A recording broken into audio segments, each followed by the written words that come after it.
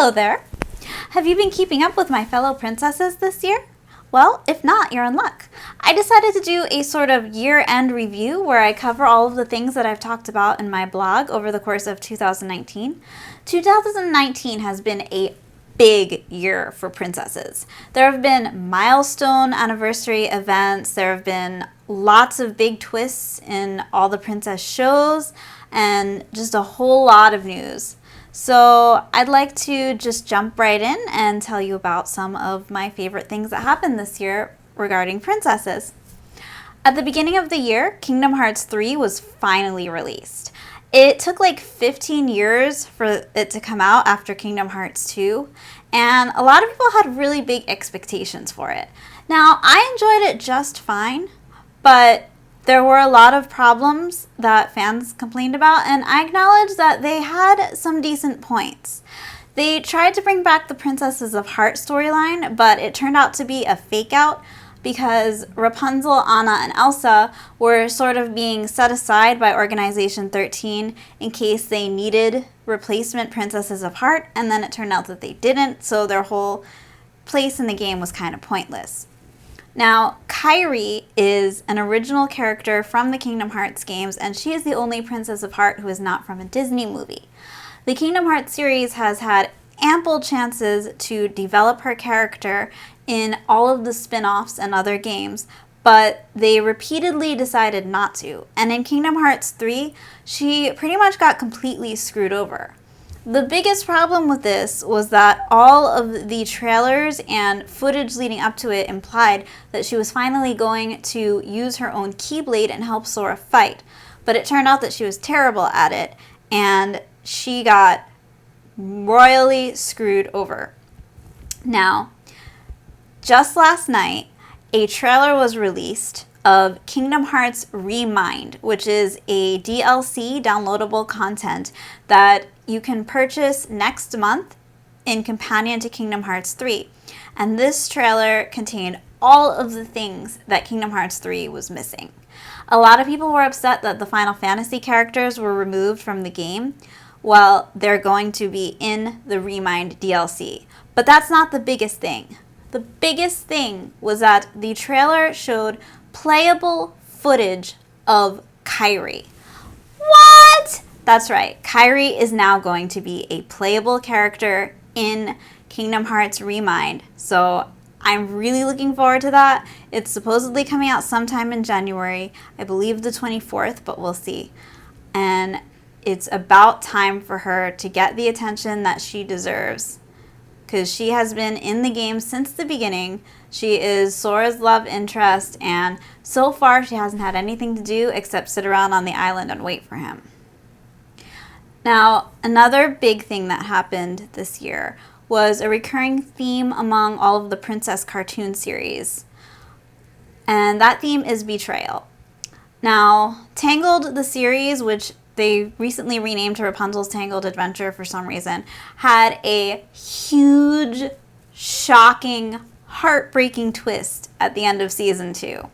And if you haven't seen it, I don't want to tell you what it is, but you should get on Disney Plus right now and watch it, because the series is amazing and this scene was executed flawlessly.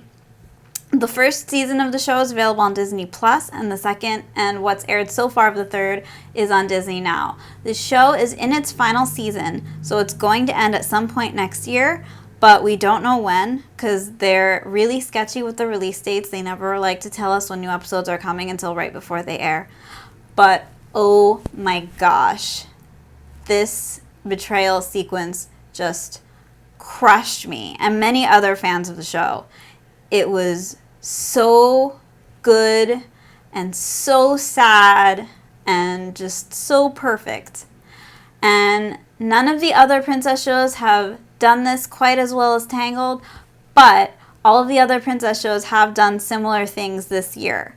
And that includes Disenchantment, which is Matt Groening's princess show. And if you're not sure who Matt Groening is, he's the creator of The Simpsons and Futurama.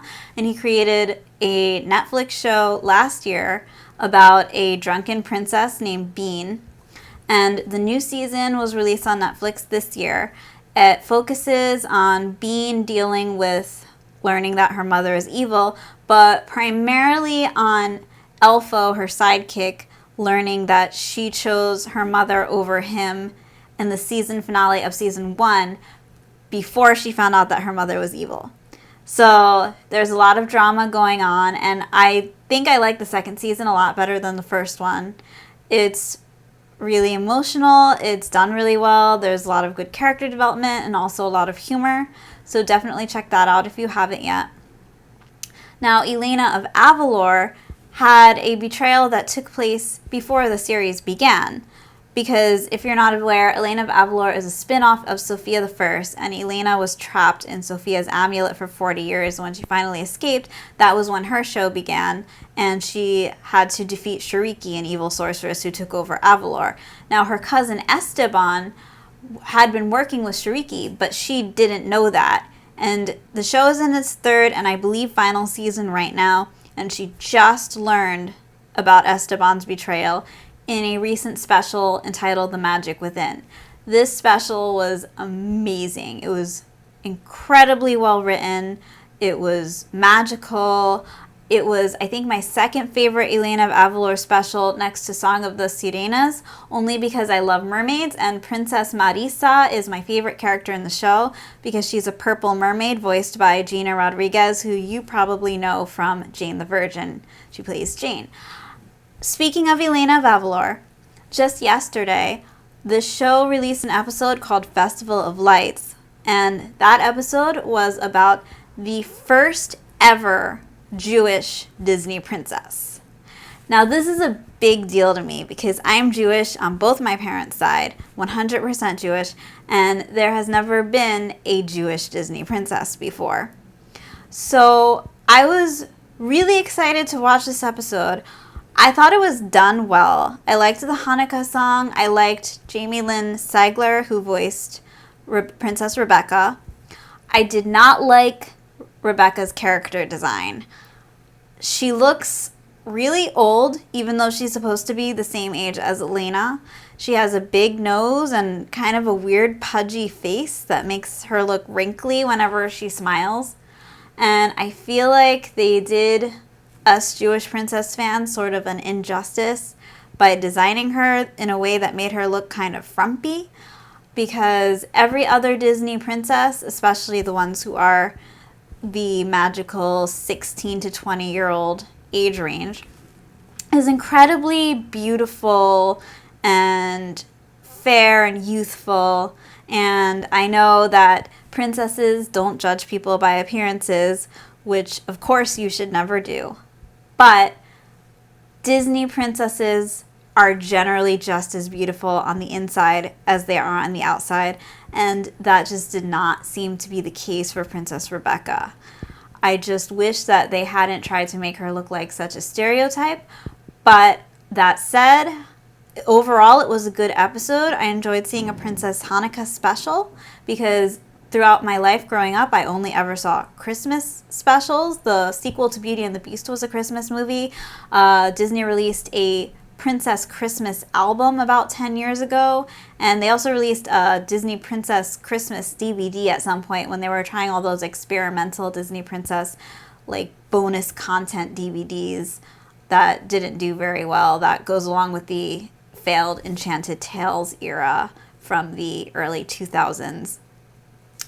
So moving on from Elena, we have She-Ra and the Princesses of Power. This show has released, I believe, 4 seasons within a single year. I don't know how they managed to pump out so many episodes within such a short amount of time, but I don't care because they are fantastic and I hope they keep doing it. It's so good. It is absolutely nothing like the original show from the 80s, which I personally was never able to get into myself. And it also contains a betrayal arc in the most recent season involving one of Adora's closest friends. I love what they're doing with this show. It seems like every season gets better than the one before. There's all kinds of drama on all sides. There's really no black and white, good or evil. There are bad characters who we root for, and there are good characters who we root against. So it's basically telling little girls that you should never judge people as being one way or the other, because everyone is going through their own personal problems, and everyone is struggling to make the right decision, and even if someone makes the wrong decision, that doesn't make them a bad person. I definitely recommend checking out the show, and if you haven't seen the last season, go watch it on Netflix right now. That, I believe, brings us to the movies that came out this year. There were not a lot of original princess movies for 2019. 2019 was the year of sequels and remakes. The first remake that came out this year was Aladdin, which I enjoyed. I liked it a lot more than I thought I would, but of course it can never compare to the original movie. The only way they could do that would be if they brought Robin Williams back from the dead, and even then it probably wouldn't be as good because it wouldn't be animated. But I thought it was one of my favorite Disney remakes because the actors did a great job. I enjoyed Jasmine's new song, and I just thought it was a fun movie overall. My favorite Disney remake, I believe, would be Maleficent, just because that tried to do something a little bit different with the story instead of just recreating Sleeping Beauty. And this year, Maleficent 2 came out. Now, I liked Maleficent 2. I didn't love it, but there are definitely a lot of problems with it. The story was filled with plot holes. If you think about it too hard, you really can't enjoy it. There was a lot of death in it, especially for a children's movie, which was really surprising. But it was just as aesthetically pleasing as the first movie, and it was pretty enjoyable if you don't think about it too hard.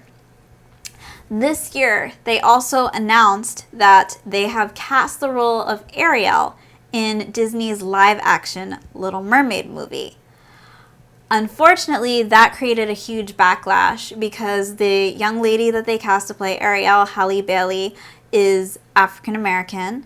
She is in a group with her sister, Chloe Bailey, and a lot of people who heard the news immediately took to social media and started ranting that Ariel can't be black because she was white in the Disney movie, even though, as we all know, the Disney movie was based on a fairy tale from the 1800s by Hans Christian Andersen, and the Little Mermaid's skin color was never exactly specified, and it's not supposed to be Disney's 1989 The Little Mermaid. This is a new movie, and the more they can change it from the original, the better, because I really don't want people comparing it. I don't think anything can compare to the original Little Mermaid. It's my favorite movie, and no matter what they do, it will never be as good. So I'm glad that they're just trying to do something a little different. And from what I've seen of Halle Bailey in interviews and other YouTube videos, she's an incredibly talented singer. She's a really sweet girl. I love her personality, and I definitely see what they saw in her to play Ariel.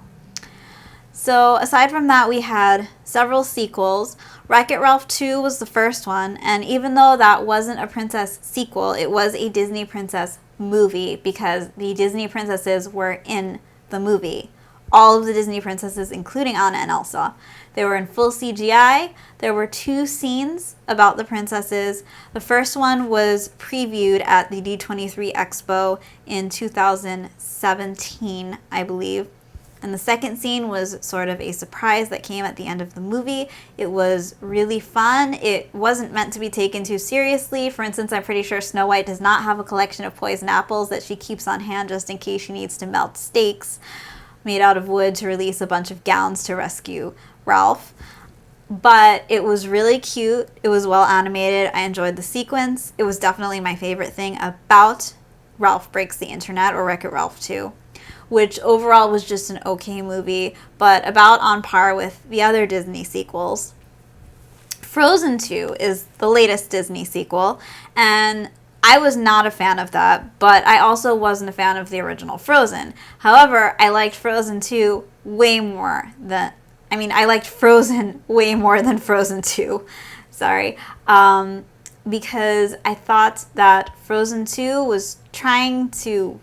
It didn't really know what it was trying to be. It was sort of trying to be a prequel about Anna and Elsa's parents, the Queen and King of Arendelle, but they were barely in the movie. So it tried so hard to force all this conflict around Anna and Elsa when it was really about the past and their parents. And I think that if they had made a prequel, it would have been a much better movie. But of course, it wouldn't have sold as well because Anna and Elsa are incredibly popular, and a lot of people wouldn't want to see a Frozen movie without them being the main characters. So I see what they were trying to do, but I don't think they did a very good job with it.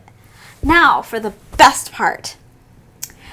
This year, there were a ton of princess anniversary events, and I was fortunate enough to attend a lot. It started with the D23 Expo, which I attended in August, and the only panel that I saw there in full was the Little Mermaid 30th anniversary panel, which was so cute. It started with a bunch of little girls coming out dressed up as Ariel and singing Part of Your World, and then in the middle of the song, Jodie Benson walked out to enormous applause from the audience and completed the rest of the song. The rest of the panel consisted of interviews with the filmmakers talking about all their memories from 1989 working on the movie. They showed a few behind-the-scenes footage. There was a talking Sebastian puppet on stage that interacted with Jodie Benson. And at the end of the panel, Auli'i Cravalho, who did the voice of Disney's Moana, came out to not exactly announce herself as playing Ariel in The Little Mermaid Live, because that had already been announced, but to introduce herself and share how excited she was about playing that role. And The Little Mermaid Live did come out last month, and it was pretty good. I wish that there had been more live action sequences. It was the animated movie, and then they cut to the live actors only during the songs. But I enjoyed it for what it was, and I knew that going in.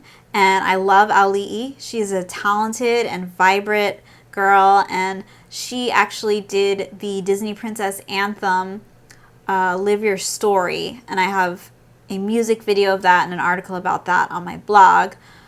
And she is just wonderful. So I was really happy to see her play the role of my favorite Disney princess. The next anniversary event I attended was for The Princess and the Frog. This took place at the Samuel Goldwyn Theater in Hollywood for the Mark Davis Animation Celebration. And it was hosted by, and I know I'm never going to pronounce her name right, so I'm just going to tell you the actress who played the role of Little Orphan Annie from the 2014 remake, where they made Annie black. She was a little girl in that movie. She's a little bit older now, but not much. She's a teenager, and she was adorable. She interviewed the creators of The Princess and the Frog, and they talked all about their memories of working on the movie. Anika Noni Rose, the voice of Tiana, came out and did a performance of Down in New Orleans at the beginning of the panel. And before that, they had a jazz band playing traditional New Orleans music with concept artwork from the movie being shown on the movie screen. It was a great experience. I had a wonderful time. But the best event that I attended this year was definitely the Swan Princess's 25th anniversary event. Wow, what an extravaganza. I was really fortunate to get invited to this event through a friend of a friend as a social media influencer. When I walked in, there was a pink carpet laid out with the producer Selden Young conducting interviews for a news network. The director Richard Rich was there, screenwriter Brian Neeson, pretty much everyone who worked on the movie. Upstairs from the pink carpet, there was an amazing gala. There were flower garlands wrapped around all the poles. There was a dinner buffet. There was a giant cardboard cutout of Odette and Derek with a castle background for photos, which I posed at with my friend. And there were maquettes from the movie in the centerpieces of all of the tables. There was a cake decorating contest. There was just a table of cakes all lined out that were decorated to look like the Swan Princess, like Odette and her as a swan and other characters from the movie, castles. It was incredible. Afterward, we went to see the actual movie at the ArcLight Theater in Hollywood. There were posters on display just down the hallway from the theater showcasing all 9 Swan Princess movies that have been released so far. They're currently working on the 10th.